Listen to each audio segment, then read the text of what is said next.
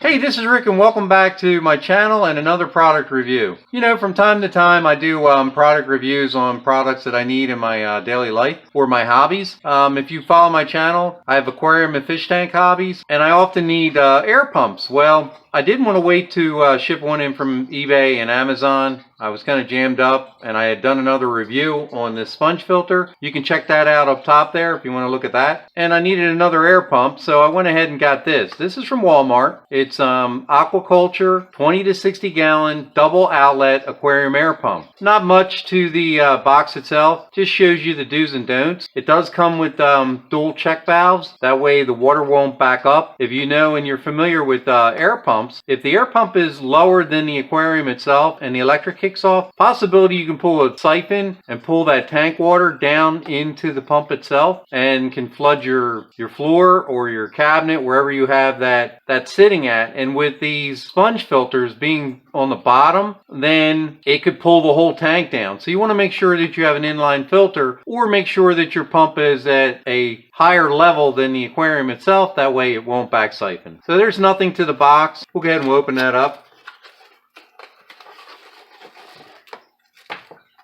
Set off to the side. Just has some safety instructions here. Basically, it's going to tell you the same thing, or create a drip loop, which is a loop in the hose. That way it doesn't come back. Here are the inline check valves, the air check valves. Go ahead and open those up. And they have a little arrow on there.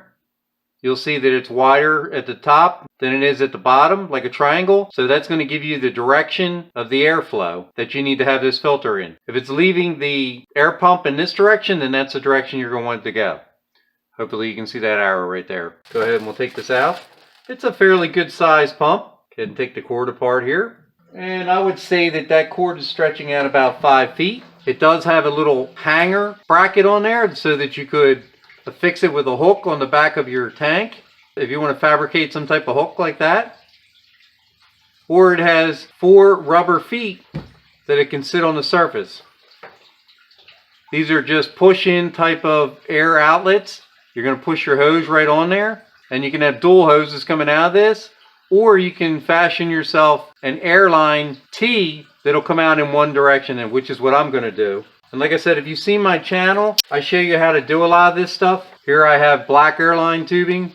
I like to use black airline tubing. That way, if any condensation does get in there, then the sun or the ultraviolet lighting or lighting from your aquarium won't create any algae buildup inside the tube itself. And you can acquire this tubing anywhere online. Check out my bubble ring video. I'll put a link to that up there also if you want. And that shows you how to build a bubble ring instead of having an air stone. Alright, so this is going to measure roughly 5 inches overall, and it's sitting up about 2.5 inches. And the width, 3 inches that way and 2.25 that way. So let me go ahead and build my T assembly for my airline, and we'll come back. Okay, so here you see I've built my T assembly. You can get these T's at your aquarium store online, either eBay or Amazon, or you can also use those drip irrigation T's. They're in my other video. So we'll go ahead and we'll slide them over the outlet there, and we'll put this end on this outlet over here. And that's just for this purpose here. We've created a single outlet now. We'll go ahead and we'll put our tubing on, and I'll go ahead and I'll plug it in, and there we go.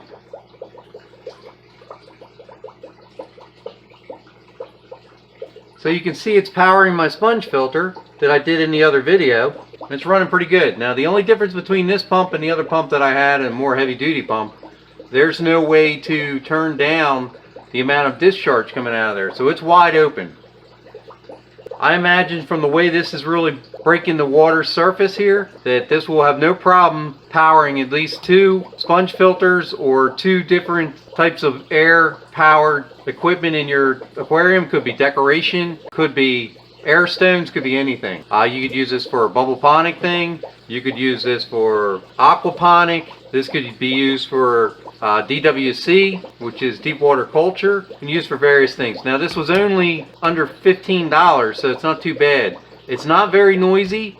What I'll do is I'll take the hose off of it. I'll wait for my sump pump to stop discharging down here in my shop, and I'll go ahead and I'll pull the discharge hose off here. We'll get an idea of how loud the sound is on it. Because if you had this in your bedroom or in a room that you didn't want to have a lot of noise, we want to kind of get an idea of how loud it's going to be. Now, I didn't put on the filter right now because this is just for demonstration purposes, but I'll also go ahead and put that on there too, just so you can get an idea if it calms down the amount of air pressure that's going through there or not. So let me go ahead and take this off the end, and I'll put a little piece of tubing on here.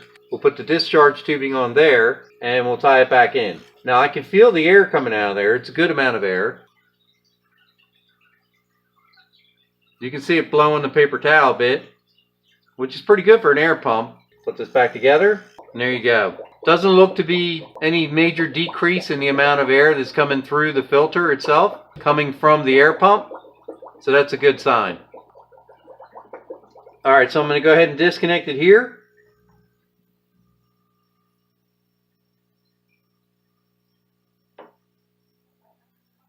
And that's the sound of the pump. Not very loud. I mean, it's not whisper quiet either.